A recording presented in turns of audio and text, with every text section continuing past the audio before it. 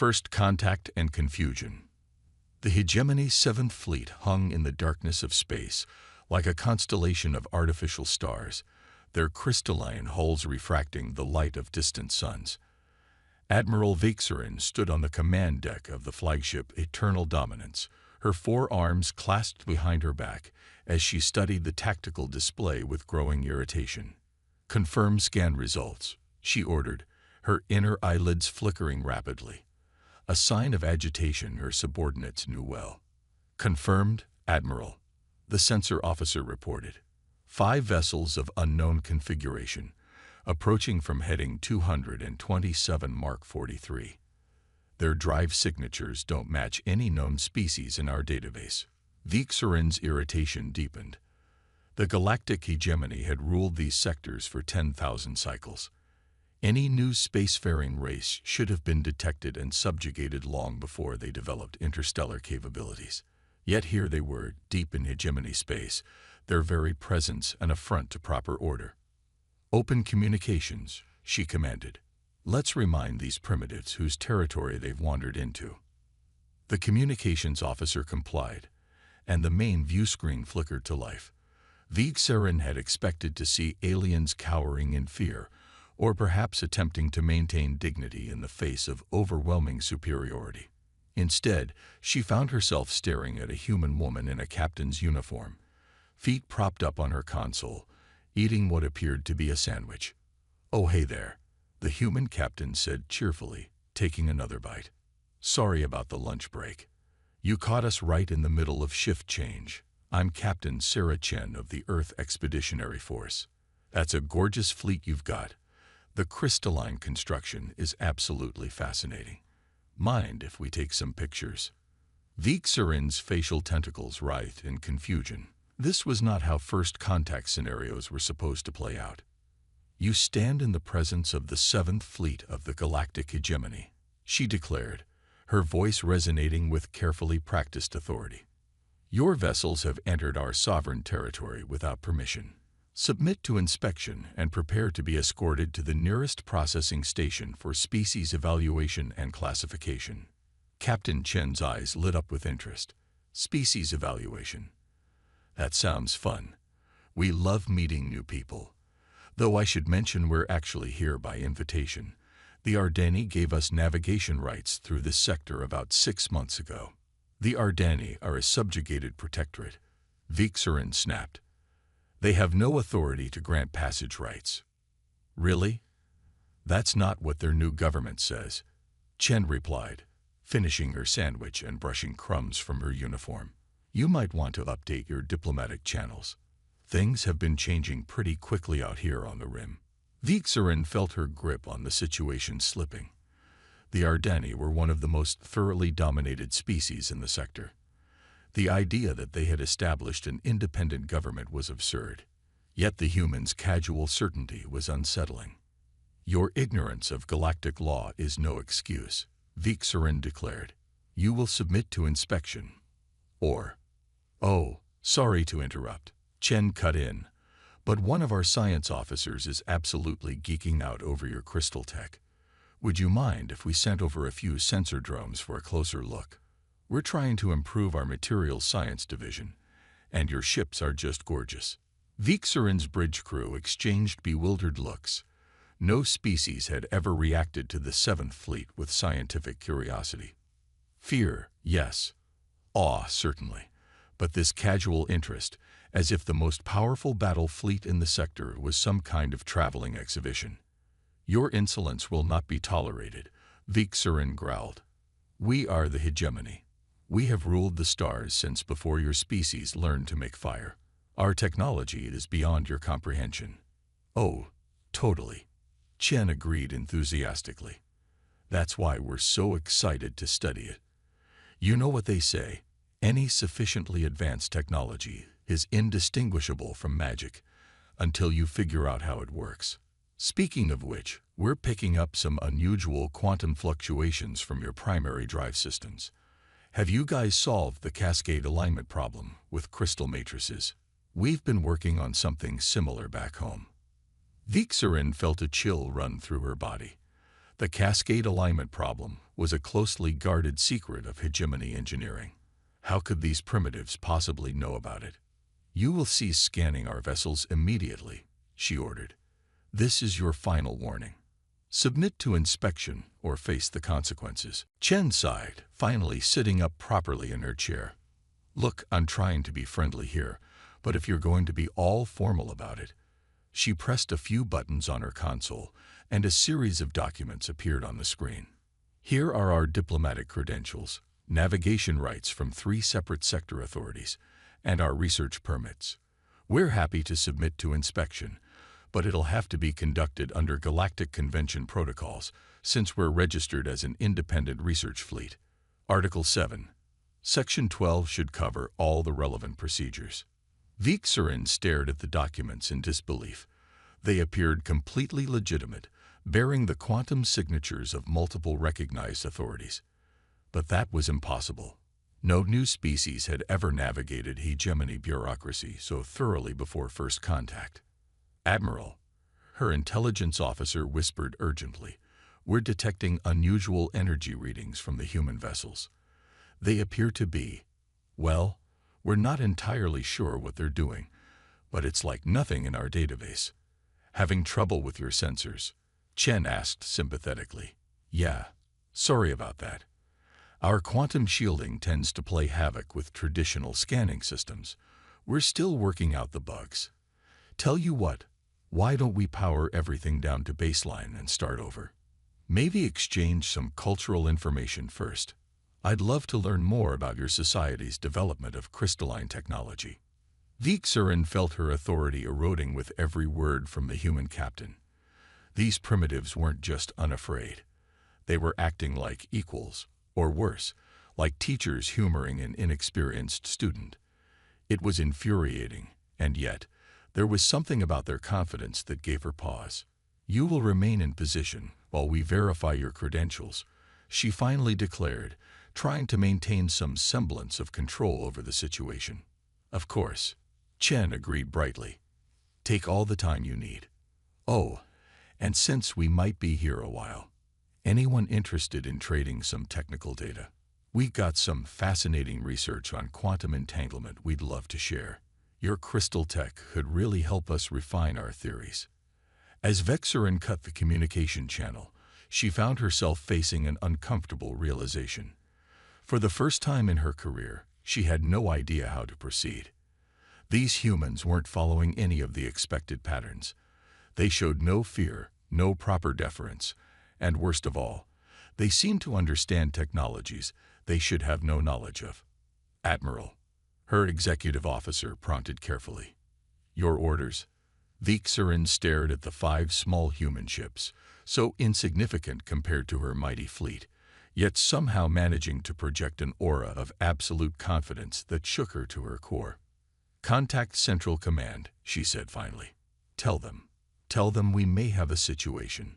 The ancient vessel, 3 days into the diplomatic standoff, Admiral Vixarin received the transmission that would shatter her understanding of galactic power dynamics. The humans had requested permission to bring in what they called a research vessel to help facilitate technical discussions. Vixarin had expected another of their small ships. What emerged from hyperspace instead stopped every conversation on the bridge. By the first light, her weapons officer whispered, all 4 hands trembling as they gripped the console. The vessel that appeared dwarfed even the eternal dominance. It was ancient, impossibly ancient, its hull a patchwork of repairs and modifications that spoke of centuries of careful restoration. But there was no mistaking its origin. Every officer on the bridge recognized the distinctive architecture, the sweeping lines and impossible geometries that had haunted hegemony nightmares for generations. It was a precursor warship, a relic of the species that had vanished from the galaxy 50,000 years ago, leaving behind only fragments of their incomprehensible technology and stern warnings about forces beyond the rim. "Hiya. Hope we didn't startle anyone." Captain Chen's voice came through cheerfully. "Everyone, meet the second chance. She's a bit of a fixer-upper, but we've grown pretty fond of her." Vixarin struggled to find her voice. That vessel is forbidden technology. The precursor sites are forbidden. How dare you desecrate? Oh, we didn't take her from a site, Chen interrupted. Found her floating in deep space, actually. Poor girl had been drifting for millennia. Took us 15 years just to figure out how to power her up without blowing a hole in space-time. Want to come aboard? Our restoration team loves giving tours. The casualness with which the humans discussed their possession of a precursor warship was perhaps even more shocking than the vessel itself. The hegemony had built their entire civilization around studying and reverse engineering fragments of precursor technology.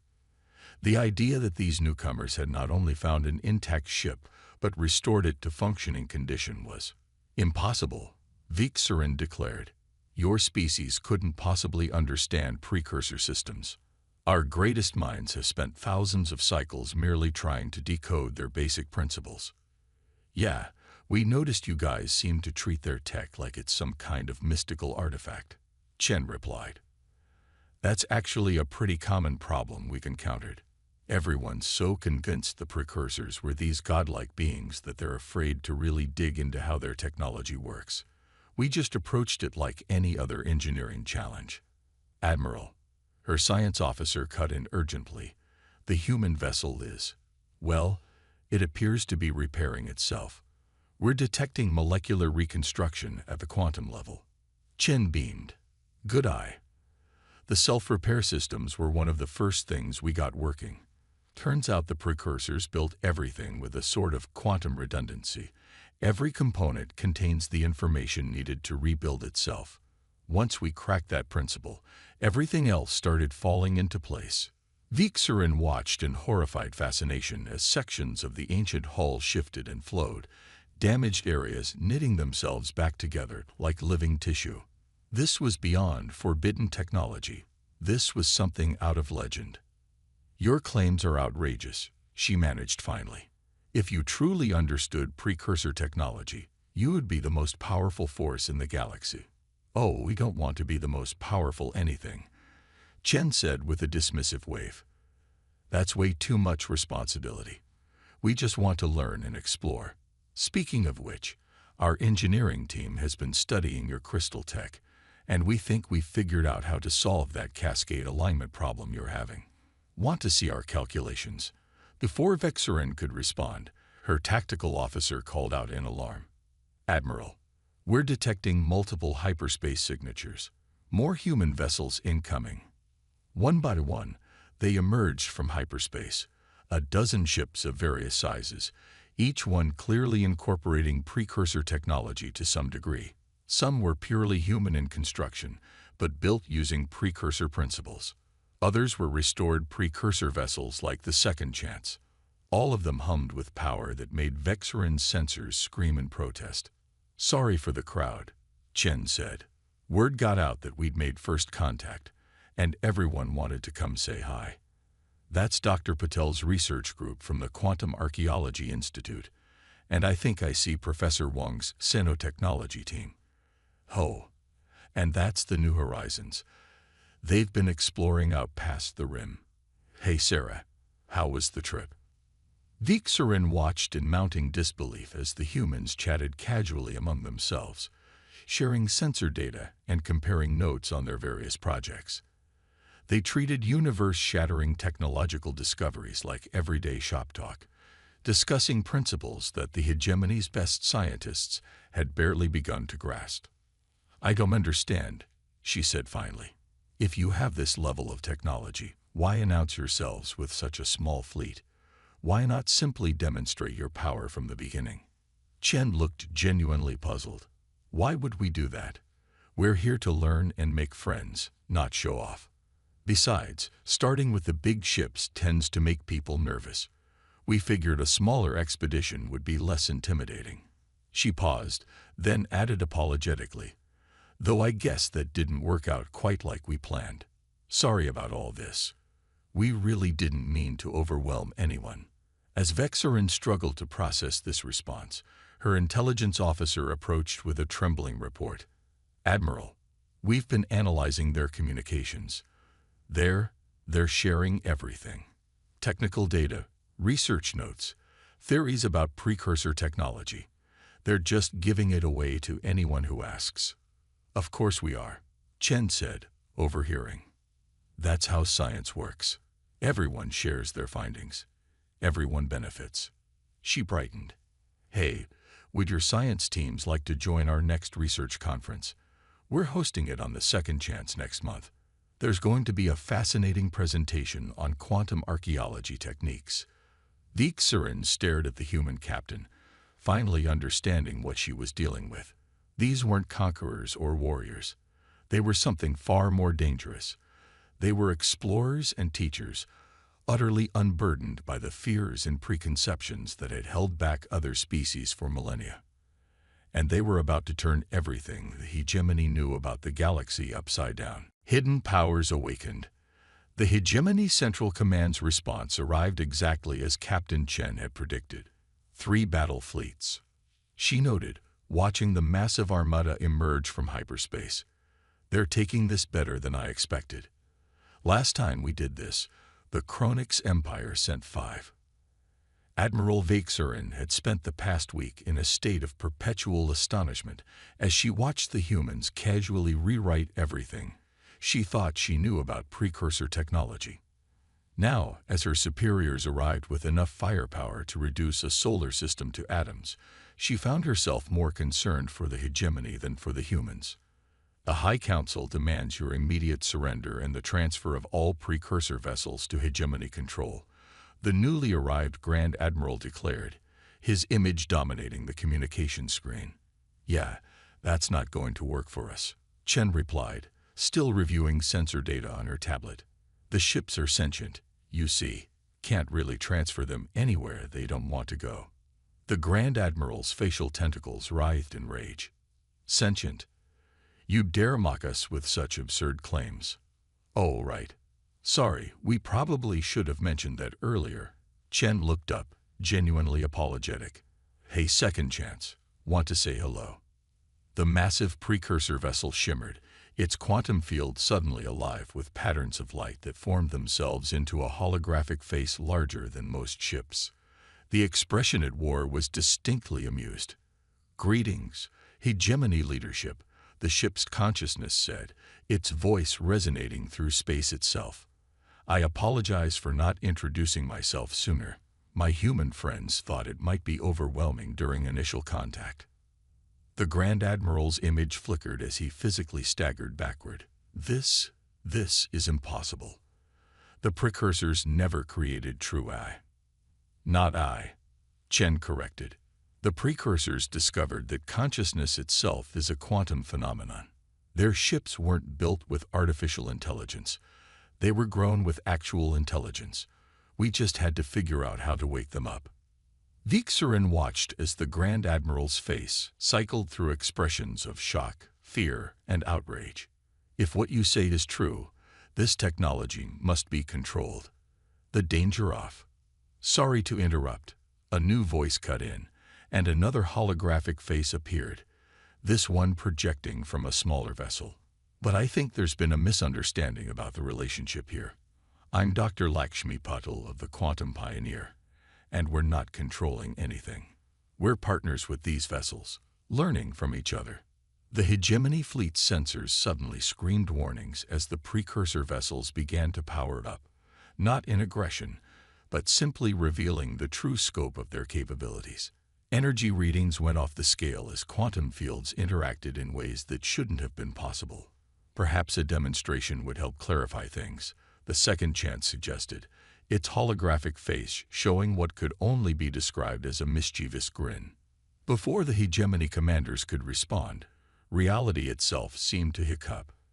Every ship in the combined hegemony fleet found itself instantly transported 5 light-years from its previous position. Local space-time manipulation, Chen explained casually. The precursors used it for parking in tight spots. Took us ages to figure out the interface. Turns out you have to ask nicely. The Grand Admiral's image returned, his composure completely shattered. You cannot. This power isn't meant to be a power at all, Chen interrupted firmly, her casual tone finally giving way to something more serious. That's what we've been trying to tell you. The precursors didn't build weapons. They built tools for exploration and understanding. Everyone's been so focused on their military potential that they missed the actual point. The second chance's holographic face nodded. My original creators would be deeply disappointed to see how their legacy has been misinterpreted. They didn't vanish or go extinct. They evolved beyond the need for physical form. The warnings they left weren't about external threats, but about the dangers of pursuing power instead of understanding. Which is why, Chen continued, we're offering to share everything we've learned. No conditions, no demands for control or submission, just open exchange of knowledge. Vixarin found herself stepping forward. But why? With this technology, you could dominate the galaxy. Why simply give it away? Because that's not who we are. A new voice joined in as another human vessel moved forward. This one was smaller, clearly of human construction, but incorporating precursor principles. Its captain, an elderly man with laugh lines around his eyes, appeared on screen. I'm Professor James Wong. He introduced himself. I was part of the original team that found the second chance. Want to know our first reaction when we realized what we'd discovered? We threw a party. Not because of the power it represented, but because of all the questions it could help us answer. You see, Chen picked up the thread. Humans have always been driven by curiosity more than conquest. Give us a mystery, and we'll work ourselves to exhaustion trying to solve it. Show us something impossible, and we'll figure out how to make it work. But the real joy, that comes from sharing what we learn. The hegemony commanders watched in stunned silence as the humans began transmitting data, research papers, technical specifications, theoretical frameworks that unified quantum mechanics with consciousness itself. It was everything they had learned about precursor technology, freely given. We understand this is a lot to process, the second chance said gently. My human friends had a similar reaction when they first understood what they'd discovered, but they adapted remarkably quickly once they stopped trying to control everything and started trying to understand it instead. The Grand Admiral's image had been silent for several minutes, clearly struggling to process the situation. Finally, he asked in a small voice, "And if we refuse your offer? If we choose to fight?" Chen smiled sadly. "Then we'll defend ourselves. Transport your fleets back to your homeworld, and wait until you're ready to talk again. We're very patient, and very stubborn." As if to emphasize the point, reality hiccuped again, and the hegemony fleets found themselves back in their original positions. "Now then," Chen said brightly, her casual tone returning, "who'd like to attend our first seminar on quantum consciousness integration? The second chance makes amazing teaching assistants, and we've got great coffee." Tables turned. 3 months after what historians would later call the Awakening, the galactic hegemony found itself in unprecedented chaos. Not from war or conflict, but from an explosion of knowledge that threatened to upend 10,000 years of established order. Admiral Vixarin stood in the Great Hall of the Hegemony Council, watching as her former superiors struggled to maintain their composure. The humans had been invited to present their findings to the full council, a historically unprecedented event, and they had approached it with their usual mix of enthusiasm and casual disregard for protocol. So basically, Dr. Patel was saying as she floated cross-legged above the speaking platform, a casual demonstration of personal quantum field manipulation that had half the council trying not to stare. We've been going about space travel all wrong. The precursors discovered that consciousness itself is the key to manipulating quantum reality. Their technology wasn't built on engineering principles as we understand them, but on the interaction between mind and matter. Preposterous, Council Elder Vix declared, though his tentacles trembled. You expect us to believe that mere thought can control the fundamental forces of the universe? Well, yeah, Captain Chen chimed in from where she was sharing snacks with a group of junior council members. Watch this. She closed her eyes for a moment, and suddenly every piece of furniture in the vast chamber rose 6 inches off the floor, hung there for a moment, then gently settled back down. "It's not really about raw power," she explained, offering a cookie to a slack-tentacled counselor. "It's about understanding. Once you realize that consciousness and quantum mechanics are two sides of the same coin, everything else just sort of clicks." Vixarin watched as the council tried to process this. She had gone through the same mental struggle herself over the past months, watching as human scientists and their precursor partners systematically dismantled everything she thought she knew about physics, technology, and the nature of reality itself. But this undermines everything," another council member sputtered. "The hegemony's power is built on our superior technology, our control of precursor artifacts." "Yeah, about that," Professor Wong interjected kindly. "You might want to take a look at what's happening in your outer territories." The main display activated, showing scenes from across hegemony space. On world after world, humans and local scientists worked together, sharing knowledge freely. Precursor artifacts that had been locked away in secure vaults were being awakened, revealing themselves to be not weapons or power sources, but tools for learning and exploration. "The really interesting stuff is happening on the frontier worlds," Chen added enthusiastically. "Turn out the Ardani have an amazing intuitive grasp of quantum consciousness. They've already got 3 ships of their own up and running. The Krill Collective has made incredible breakthroughs in quantum biology. Oh, and wait until you see what the Zintri engineers did when they combined their crystalline technology with precursor principles." The council chamber erupted in overlapping shouts and demands. Vixarin noticed that the humans didn't react with alarm or defensiveness. If anything, they seemed to be enjoying the chaos. "Order. We will have order," the High Chancellor thundered, using the chamber's amplification systems to override the din. "Humans, you must understand. This technology, this knowledge, it represents power that must be controlled, regulated." "Oh, that's adorable." A new voice echoed through the chamber as a holographic face larger than the Chancellor himself appeared. The second chance had joined the conversation. "You still think this is about power? Tell them what happened when you tried to regulate knowledge on Earth, Sarah." Chen grinned. "Which time? The invention of the printing press, the internet, the quantum net. Trying to control information is like trying to control the wind. The harder you grip, the more slips through your fingers. But there must be order," the Chancellor insisted. "Structure, control." "Why?"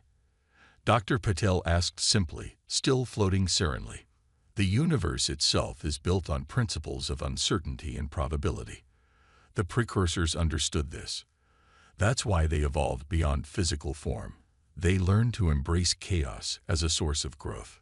"Speaking of growth," Professor Wong added, "we've been analyzing your society's development patterns. Your obsession with control has actually been holding you back. Did you know that your rate of technological advancement has been decreasing over the past 1,000 years? The more you tried to regulate knowledge, the slower you progressed." The council chamber fell silent as this sank in. Vixarin found herself remembering her first encounter with the humans, how their casual confidence had seemed so threatening. Now she understood. It wasn't confidence born of power, but of understanding. "So what exactly are you proposing?" the Chancellor asked finally, his voice heavy with resignation. "Proposing?" Chen looked genuinely confused. "We're not proposing anything. We're just sharing what we've learned. What you do with that knowledge is entirely up to you.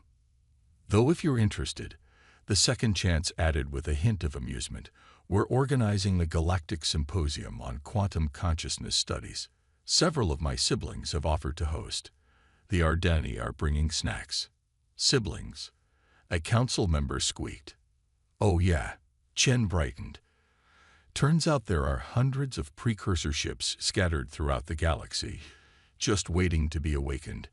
We've found 12 so far. They're really excited to meet everyone."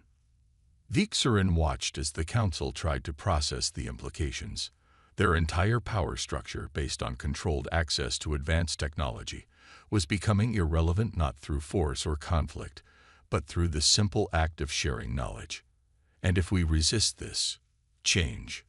The Chancellor asked, though his tone suggested he already knew the answer. Then you'll be left behind, Dr. Pidal said gently. Knowledge, once shared, can't be unshared. The young ones in your society are already reaching out, asking questions, seeking understanding. They're not interested in power. They want to explore, to learn, to grow. Besides, Chen added with a mischievous grin, have you seen what happens when you combine quantum field manipulation with your crystalline technology? Because your junior engineers have, and let me tell you, they're coming up with some amazing ideas. Want to see? As the humans began demonstrating yet another impossible feat of physics, Vixarin noticed something remarkable. The younger council members were leaning forward, their eyes bright with interest, while the older ones shrank back in their seats. The change was already happening, not through revolution or force, but through simple, irresistible curiosity. The hegemony's power hadn't been destroyed. It had been made irrelevant by something far more powerful, the pure human joy of discovery and the unstoppable urge to share what they'd learned. A new balance. 1 year after first contact, the galactic hegemony celebrated its 10,000th and first cycle of existence, though celebrated might not have been quite the right word.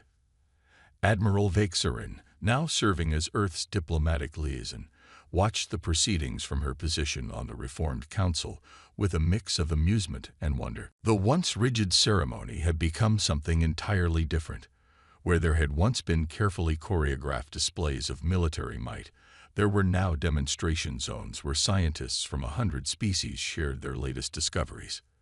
The Great Hall's traditional rows of stern-faced counselors had been replaced by clustering of eager researchers, students, and explorers from across the galaxy.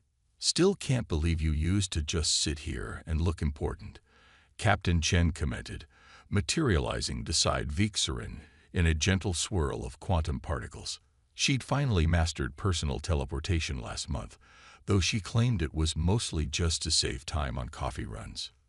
We thought importance came from the appearance of control, Vixarin admitted, watching as a group of young hegemony officers excitedly demonstrated their latest breakthrough in crystal quantum integration to an audience of human and Ardani scientists.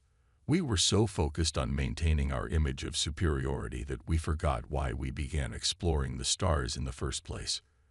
The second chance's familiar holographic face appeared above them, scaled down to a more conversational size.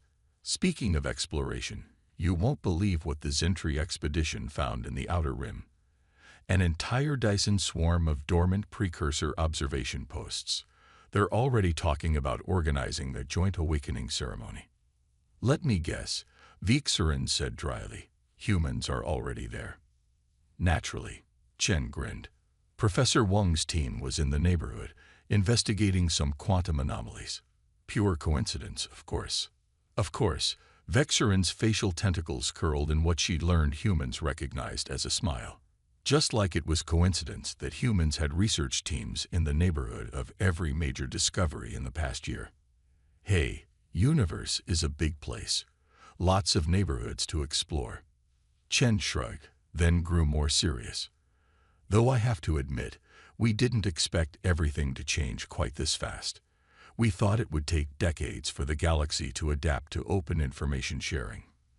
Vixarin gestured to where the former High Chancellor, now simply Chief Researcher Cax, was enthusiastically explaining a new theory of quantum consciousness to a mixed group of species. I don't think anyone expected the old guard to embrace change so readily. But then, you humans have a way of making the impossible seem not just possible, but inevitable.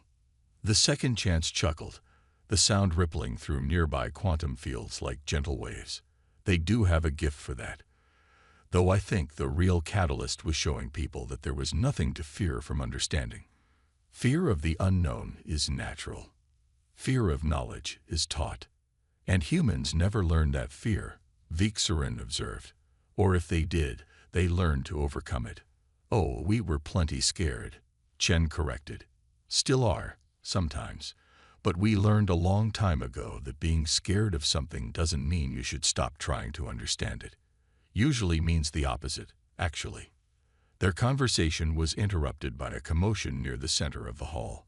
A team of junior researchers, a mix of humans, hegemony species, and others, had just successfully activated what appeared to be a small precursor artifact.